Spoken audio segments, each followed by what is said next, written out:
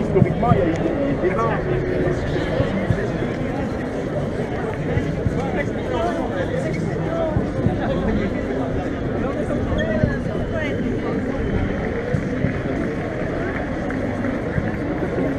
Oui, madame, quand on vous a alerté sur la question des revenus de base, c'est parce que les propositions qui tournent en ce moment, c'est pas d'un revenu de base, c'est des minima sociaux.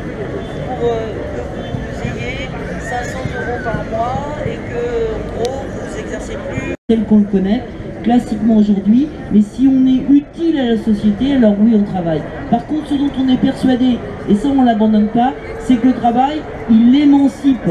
Alors aujourd'hui, le travail, il est malade, on souffre au travail, il faut qu'on le transforme pour que réellement il l'émancipe, parce que c'est la base du collectif, et c'est ce qui fait société. Moi je voudrais dire que dans les mouvements de chômeurs et précaires, on n'a jamais tranché sur cette question de vocabulaire entre est-ce qu'on parle d'un revenu, est-ce qu'on parle d'un salaire.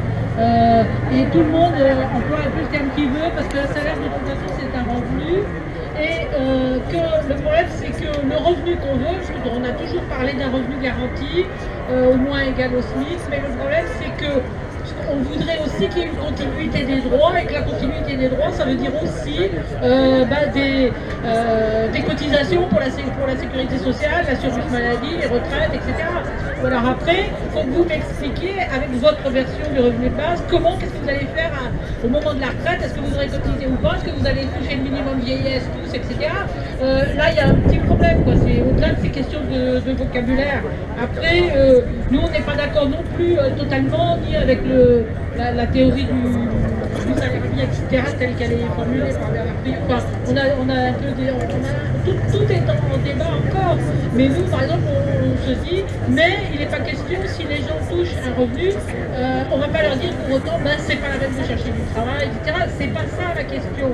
C'est quand on dit qu'il faut que les gens, on peut dire par exemple, il faut que les gens se forment tout au long de la vie, il faut qu'ils s'adaptent aux évolutions de l'économie, etc. Il faut quand même qu'ils restent aptes, capables de travailler, en état de travailler, etc. C'est ça le but du revenu.